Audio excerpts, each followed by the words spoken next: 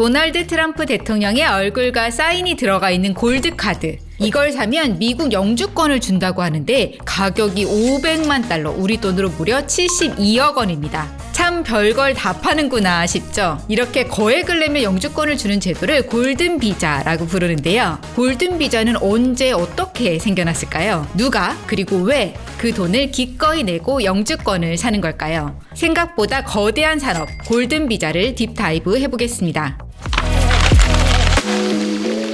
먼저 영주권의 개념부터 정리해볼까요? 영주권과 많이들 혼동하는 시민권은 그 나라의 국적을 획득하는 거고요. 영주권 또는 거주권은 그 나라에서 거주와 취업을 제한 없이 할 수 있는 권리입니다. 국적은 그대로고요. 그런데 얼마 전 도널드 트럼프 대통령이 이 영주권을 500만 달러에 팔겠다고 예고한 겁니다. 부유한 사람들이 이걸 사서 우리나라에 들어오겠죠? 미친 듯이 팔릴 것 같아요. 이건 시장입니다. 사실 미국에는 이미 EB-5라는 투자 이민 제도가 있긴 합니다. 미국 기업에 최소 80만 달러를 투자하는 조건으로 영주권을 내주는 제도인데요. 트럼프는 80만 달러가 너무 싸다면서 이걸 없애고 500만 달러를 직접 정부에 수수료로 지불하라고 한 거죠. 경제적인 기여를 하면 신속하게 영주권 또는 거주권을 내주는 제도. 트럼프가 처음인 건 아닙니다. 미국과 한국을 포함한 약 60개국이 이미 골든 비자 제도를 운영 중이고요. 아예 시민권, 국적까지 살 수 있는 골든 패스포트 제도도 10여 개국에서 운영 중입니다. 주로 몰타나 도미니카 같은 작은 나라들이지만 유럽, 오스트리아에도 골든 패스포트 제도가 있죠. 최소 금액이 136억 원 정도로 엄청 비싸지만요. 영주권, 시민권은 언제부터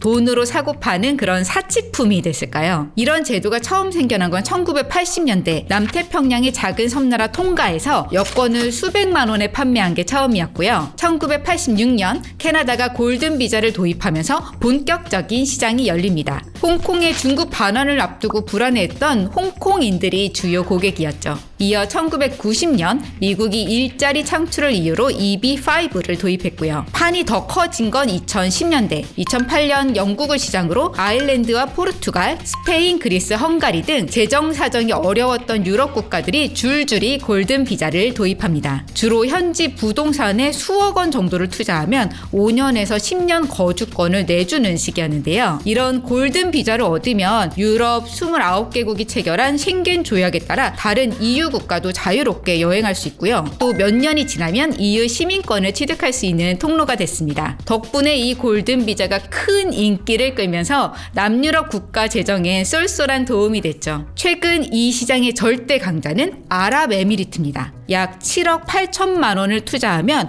5년에서 10년 거주 허가를 내주는 골든 비자를 운영 중인데요. 2023년 한 해 동안 발급된 게 무려 15만 8천 건. 전 세계 골든 비자 발급 건수의 80% 이상을 아랍에미리트가 차지합니다. 이 나라엔 개인 소득세가 없다는 점이 특히 유럽 부자들에게 어필한 거죠. 한국도 골든 비자 발급한다는 사실 아시나요? 2010년 제주도를 시작으로 도입된 관광 휴양 시설 투자 이민제인데요. 특정 지역 부동산이나 공익사업에 10억 원 이상 투자하면 거주 비자를 내주고 5년간 그 자격을 유지하면 영주권도 내줍니다. 이 프로그램으로 국내에 체류하는 외국인은 2,255명으로 대부분 중국인이라고 하죠. 수억 원의 투자금을 막 톡톡 내놓는 부유한 이민자.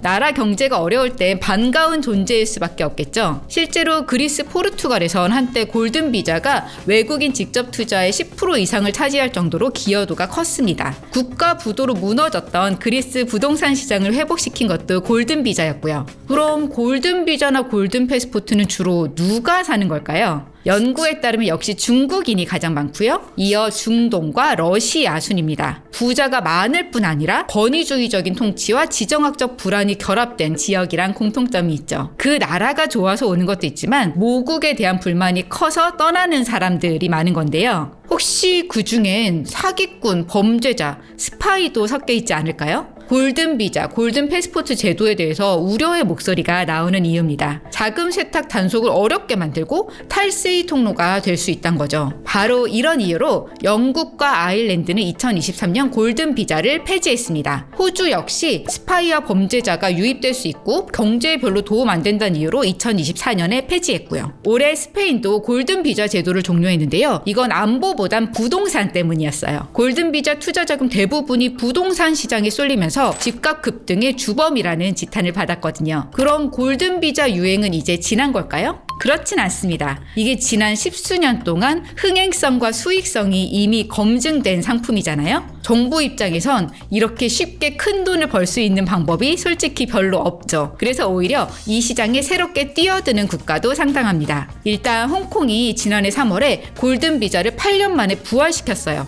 홍콩에서 외국 자본이 자꾸 빠져나가자 이걸 메우려는 건데요. 홍콩 골든비자를 취득하려면 채워야 하는 순자산 요건이 55억 원. 이게 너무 고액이다 싶은데도 지난해 말까지 800건이나 신청이 들어왔다고 합니다. EU 가입국 중에선 헝가리가 가세했습니다. 외국인 투자 늘리겠다면서 지난해 7월 골든비자 프로그램을 7년 만에 부활시켰죠. 최소 4억 원을 투자하면 20년 거주권을 받을 수 있습니다. 경기 침체에 빠진 뉴질랜드도 골든비자 판매에 열을 올립니다. 한동안 높여놨던 골든비자 발급 요건을 대폭 낮춘 건데요. 올해 4월부터 41억 원 이상 투자하면 영주권을 줍니다. 영어 능력 제한도 없앴고요. 의무 체류 기간도 21일로 확 줄였습니다. 돈만 내면 된다 이런 거죠. 그리고 여기에 미국까지 뛰어든 겁니다. 트럼프 대통령의 반이민 정책을 생각하면 좀 놀라운 반전인데요. 골든비자를 이민자 유치가 아니라 돈벌이 수단으로 보고 있다라는 의미죠. 그런데 500만 달러라는 미국 골든비자 수수료